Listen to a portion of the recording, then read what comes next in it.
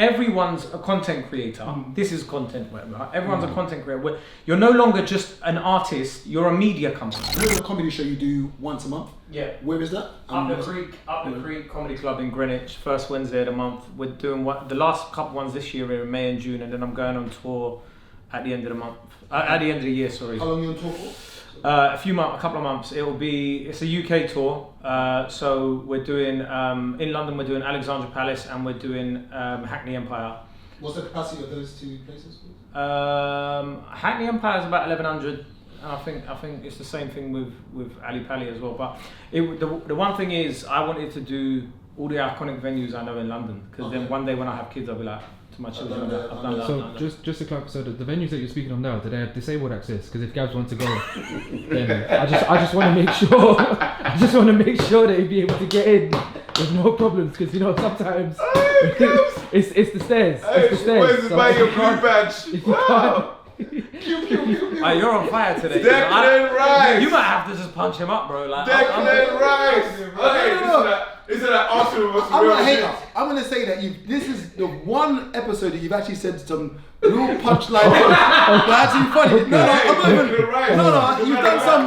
you've done some good. I feel good Usually you're not today. that sharp. I feel good today. Like, No usually, problem. as I say, You lose your hairline, corners, you but it's lose your alright. edge. So usually you lose your edge, but you haven't cut corners today. You've done well today, honestly.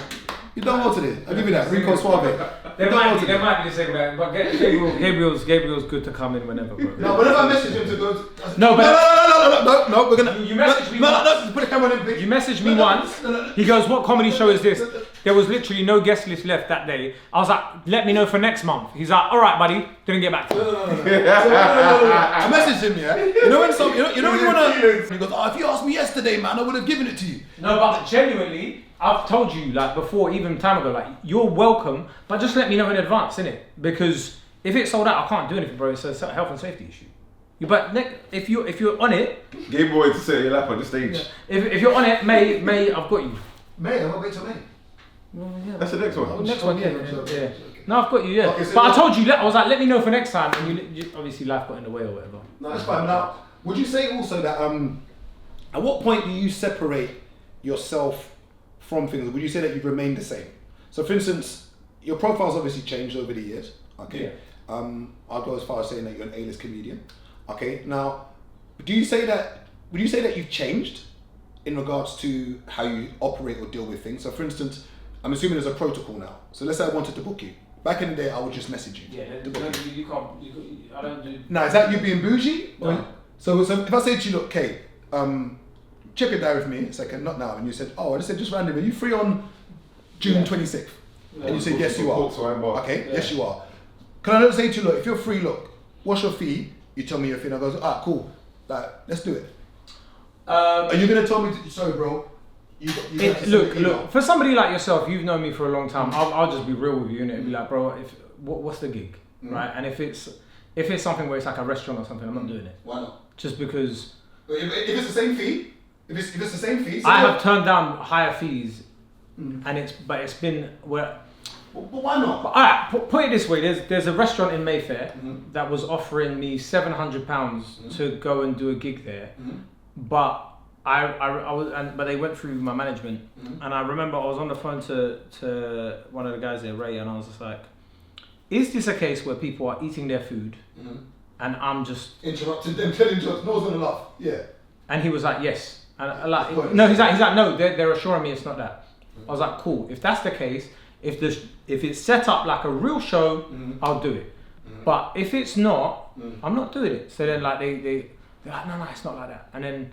They messaged me back 3 weeks later. They're like, "Yeah, we've done the first couple, and it's just not work. Like, it is a bit hard. Like all the comedians." And I was like, "I told you, I'm not doing it then." Yeah, because I'm not being funny, bro. But it gets to a certain stage where you're like, I've paid my dues when it comes to. I've done that. Yeah, I've done that. Yeah, I have, and it's like, I've got enough experience to know when a gig is just not going to work. Yeah. And I'll be doing more damage than I'm doing good. Like because.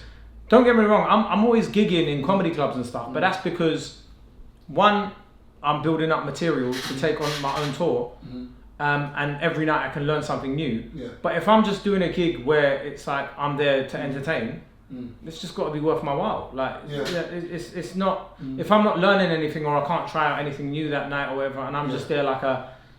So would you say that your comedy show that you do once a month on the Wednesdays is kind of like your playground to just kind of... That, for me, was... I just wanted to have somewhere where like I could interact with my hardcore fans that would come every month, and then I could see my friends that I don't see often. Because you get to a certain stage where the people that you used to gig with, because they're all you're all growing together, you don't gig with them anymore. So like I caught up with Mo the other day, for example, and it was like fucking like me and Mo were like that. Do you know what I mean? And it's like life gets in the way or whatever. Like, and it's just like it's still that love when you see each other, but it's like you just don't have the ability to just be like, "What are you doing? Let's just go." So.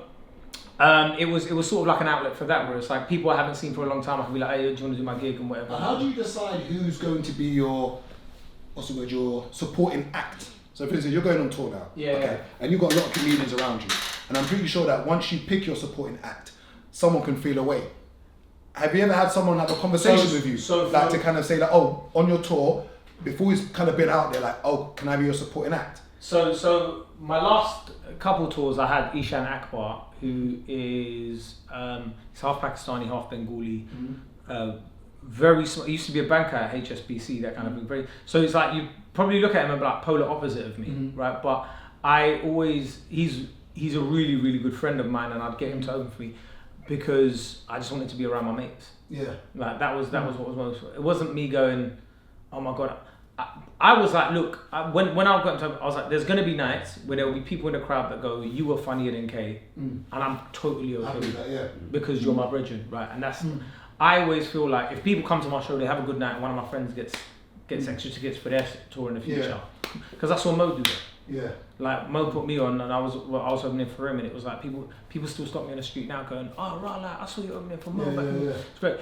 I get comedians now on this tour that I'm going to be taking on tour, and it just has to be at a certain level, and I just have to know that they're going to work for my audience. There's comics that I love that I know aren't right for my audience.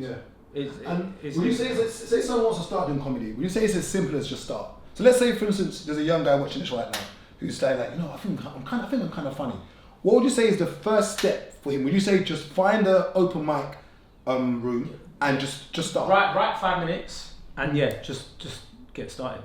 Go open mic nights, whatever. Bro, it's like anything, man. Like I've never been happy with the stuff that I've put out to an extent where I'm like, this is the finished article, right? But I've just been like, this will do.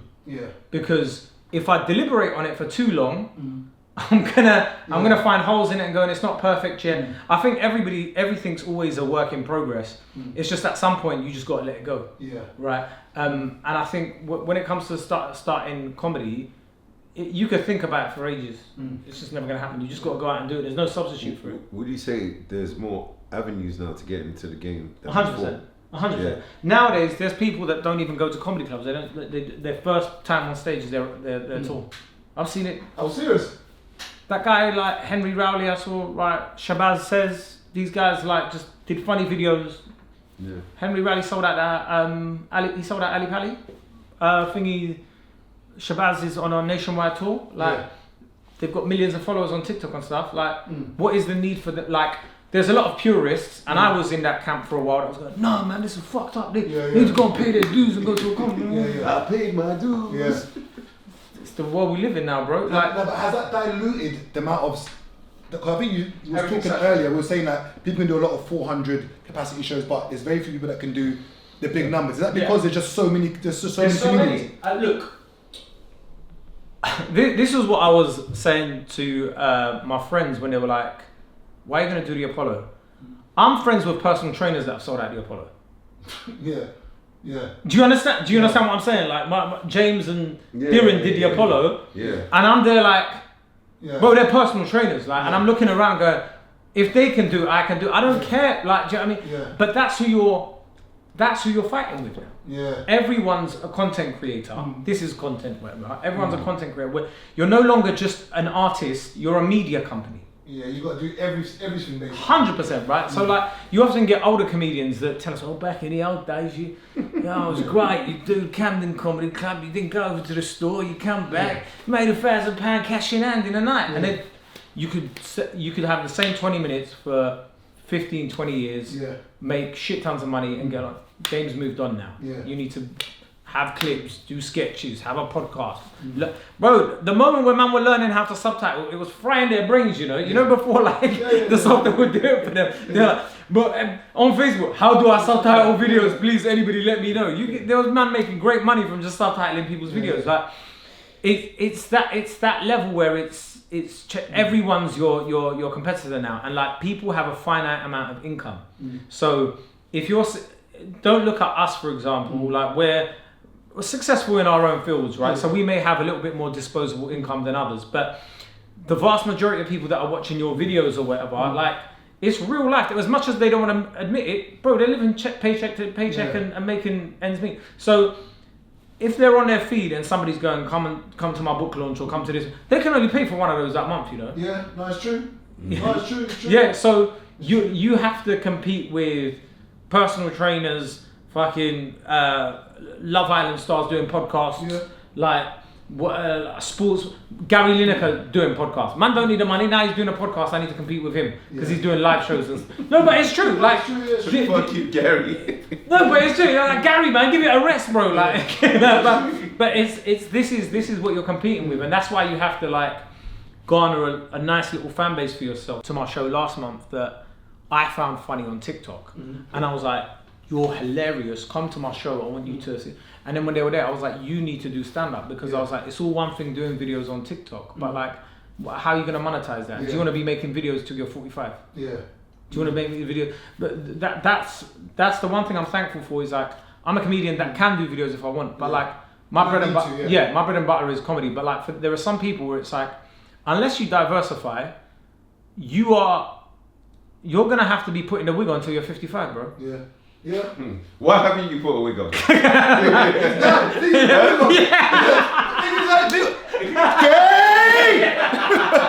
Hey, you know what I'm gonna do? One day I'm gonna phone Paul and say, let's do a sketch with Kay. And when Kay's it's gonna take one of these weeks and put your head. No, but and I don't mean that in a I'm saying it in jest, but like it's going to be interesting what's going to happen in the future, because there's going to be a lot of people that there's going to be burnout, and burnout online is going to be insane, right? Because there's going to be so many people that are like, I don't want to do this anymore, but they have to. Whereas, like, unfortunately, with the fact with comedy, you can, you know, obviously there's pressure there, but it's not like I'm going, oh my God, like that video flopped, what am I going to do? Like, it's like, go to another comedy club next time and work it out. But I think the market's so saturated right now, but like, you've got. I think that's with everything now, isn't it? 100%, everything. Like, everything's just that's why I keep saying bring back gatekeepers. Yeah. do you know? But some of it is said in jest, obviously, as well. But like, I often talk about like one of my gripes with social media and the democratization of content is it's become the wild, wild west. And it goes back to what you were saying about how you raise kids. Before, when your kids were watching TV, you were almost like there was nothing going on in your mind. We're going, I wonder what they're watching is dangerous, because they're watching kids TV or certain channels, and you know that they're subject to certain guidelines, right? And now they're on their iPad. You don't know what the fuck they're watching. There's YouTube. You can watch anything you want now. So. And and like some of the people that they're watching are saying problematic stuff as well, but some of the people that they're watching are kids too. So they're perpetuating certain things, and adults don't dictate what they're watching, and that's the issue, where we wouldn't allow our children to dictate their actual diet, but we allow them to dictate what they consume in their minds. So if your son was coming up to you going, Dad, I want pizza, and you're like, that's fine. What do you want for lunch? I want a burger. That's fine. And you keep doing that for about a year, your son's gonna be fat and unhealthy, right? But people don't talk about like what are you watching? Like, what is this? Who's this streamer you're watching? Yeah, no, it's true. Before, if your child was watching CBBC, you'd be like, cool, fine, whatever. Like he's watching Lizo Mazimba on Newsround, like that he's giving him the news. That's fine. Like, Angelica Bell and them lot. But now, like, you're like, no, but it's true. Like, Angelica Bell, yeah. She's been there since we were kids. She's on Celebrity Big Brother, but like, you're looking at people now, and there's like nothing. Like back then, at least stuff like Watershed exists for a reason, right? Do you know what I mean? But kids are going on; they can access porn. Too much access. I could even watch a film back in the day, and you're with adults and people start kissing and just look on the floor. Bro, literally. We're together now. I still can't. If I see kissing on TV and my mum and dad are like, I'll turn it over, bro. Like, I'll fast forward, like, or whatever. You can't do it. But that's the issue. Main issue. What you get, like, this is what now that anybody can pick up anything. It's become like that phone shop quote where it's like, if man say him a ting, then him a ting. Right? Everybody just goes, well, now I'm that, and it's just like I can then say whatever I want to people, and people now I have an audience. And the unfortunate thing is, the more shock value you have online, and the more rage bait content you have, the more you're gonna sort of grow. It's unfortunate. And also, I've seen you've done something with Sky. Just let them know where they can watch it, what it's about. It's on Sky TV's YouTube channel. So basically, one of my friends, Dylan Cartel, he's a online personal trainer. The idea was I wanted to do celeb workouts, but with a challenge with it. So first episode's with Babatunde. It's on Sky TV's YouTube. Second one, we've got Isra Wahiba. She's on Capital Extra. She's hilarious. We've got Remy Bergs and Eddie Caddy. You got Remy? Yeah, we've got Remy Bergs. So Remy Bergs, we did a jiu-jitsu workout with Remy. And that's what got me into jiu-jitsu once. And then it's just fun. The way it came about was Dwayne Eaton, who's the commissioner. He came to my show at the Apollo and he's like, you're fucking sick, bro. Black guy. He was like, you're fucking sick, bro. And I was thinking, oh, thank you. He's like, no, we need to get you on TV and whatever. And I was thinking, I've heard so many TV producers tell me that for ages. Show with my friend, and he was just like, all right, cool, we'll make it. And I was like, simple as that. He was like, cool. And I was like, oh shit, like, if I'd have known, I'd have flipped you a bunch of ideas. But this is my list. But it's on. We had great fun making it, and what I was happy about was everybody that was a part of it was a friend. So like, my director was Anthony Williams, like, who used to do something for Sunday. Okay, yes. So he was my director. Oh, for real? Ant was my director for that. The guy doing the behind the scenes is my videographer Harris. They're getting credits from Sky now, like, do you know what I mean? And it's like, my management were part of like the production team, and obviously Dylan's my friend, and like all the people that I'm bringing guests are my friends. It's like we've created something with a big corporation, and all my friends are getting paid and whatever, and it was like, it's just a nice outlet to do. So check it out. It's on Sky TV's YouTube. All the clips I'm putting on online as well. Like, it's just a bit of fun. It's comedy first and then workout. Don't watch that going, oh my god, but like, where's your knee over your fucking you personal trainers in the comments, man, relax, bro. Why are they doing that, man? Replenish your glycogen stores. Please, before we go, just click a like, click a share if you can, leave a comment if you can. More guests to come. I've literally been scheduling guests early, like trying not to slip up on it. If Gabs ain't here, show still goes on. What else? Who do you lot want to see? Put in the comments. Let me see how I can make it happen. Thank you.